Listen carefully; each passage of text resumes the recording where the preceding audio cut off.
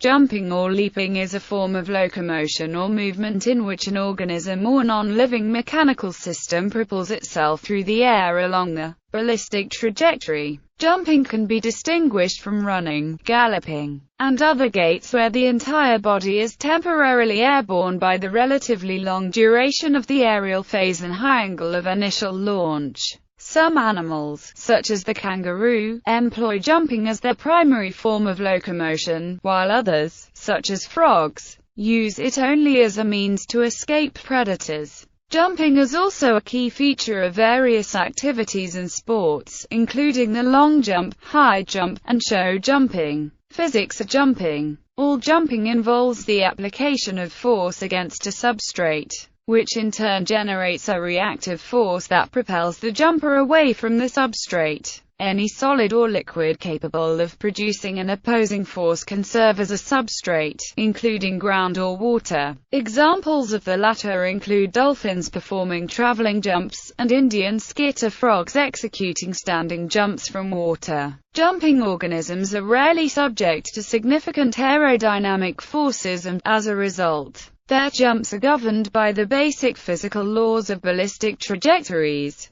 Consequently, while a bird may jump into the air to initiate flight, no movement it performs once airborne is considered jumping, as the initial jump conditions no longer dictate its flight path. Following the moment of launch, a jumper will traverse a parabolic path. The launch angle and initial launch velocity determine the travel distance, duration, and height of the jump. The maximum possible horizontal travel distance occurs at a launch angle of 45 degrees, but any launch angle between 35 and 55 degrees will result in 90% of the maximum possible distance. Muscles do physical work, adding kinetic energy to the jumper's body over the course of a jump's propulsive phase. This results in a kinetic energy at launch that is proportional to the square of the jumper's velocity. The more work the muscles do, the greater the launch velocity and thus the greater the acceleration and the shorter the time interval of the jump's propulsive phase.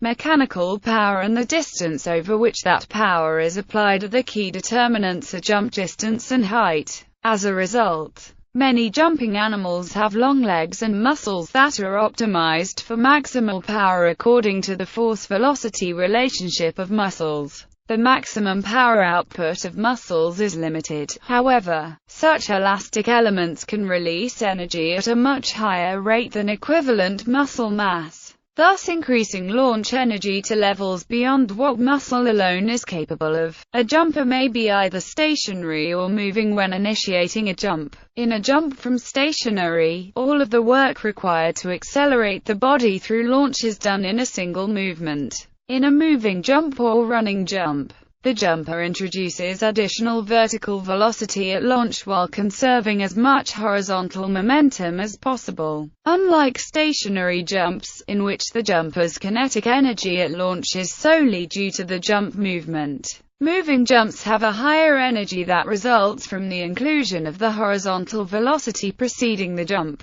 Consequently, jumpers are able to jump greater distances when starting from a run. Anatomy. Animals use a wide variety of anatomical adaptations for jumping. These adaptations are exclusively concerned with the launch, as any post-launch method of extending range or controlling the jump must use aerodynamic forces, and thus is considered gliding or parachuting. Aquatic species rarely display any particular specializations for jumping. Those that are good jumpers usually are primarily adapted for speed, and execute moving jumps by simply swimming to the surface at a high velocity. A few primarily aquatic species that can jump while on land, such as mud skippers, do so via a flick of the tail. Limb morphology. In terrestrial animals, the primary propulsive structure is the legs, though a few species use their tails. Typical characteristics of jumping species include long legs, large leg muscles, and additional limb elements.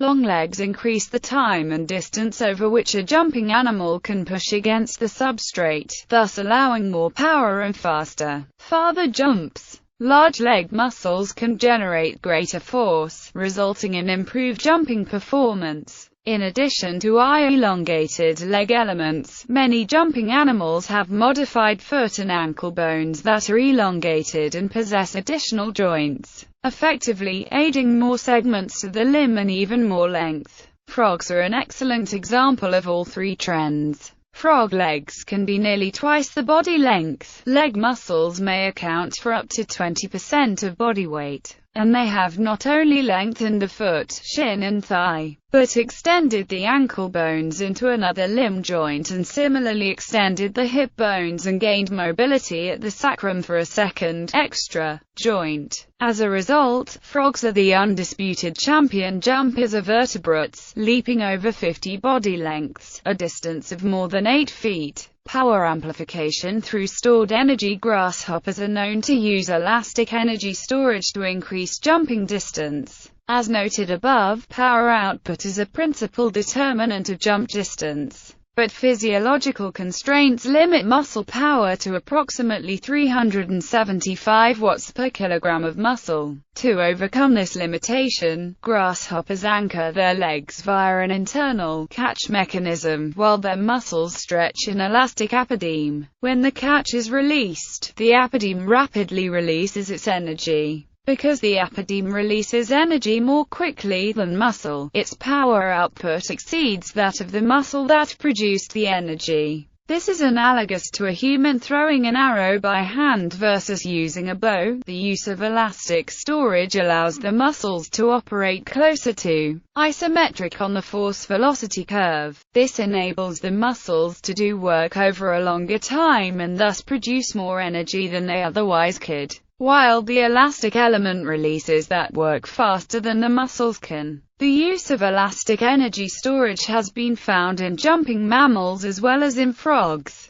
with commensurate increases in power ranging from 2 to 7 times that of equivalent muscle mass. Classification. One way to classify jumping is by the manner of foot transfer. In this classification system, 5 basic jump forms are distinguished. Jump, jumping from and landing on 2 feet. Hop, jumping from 1 foot and landing on the same foot. Leap, jumping from 1 foot and landing on the other foot. Assemble, jumping from 1 foot and landing on 2 feet. Sisson, jumping from 2 feet and landing on 1 foot. Leaping gaits, which are distinct from running gaits, include cantering, galloping, and pronging. Devices and techniques for enhancing jumping height. The height of a jump may be increased by using a trampoline or by converting horizontal velocity into vertical velocity with the aid of a device such as a half pipe. Various exercises can be used to increase an athlete's vertical jumping height. One category of such exercises, plyometrics, employs repetition of discrete jumping-related movements to increase speed, agility, and power.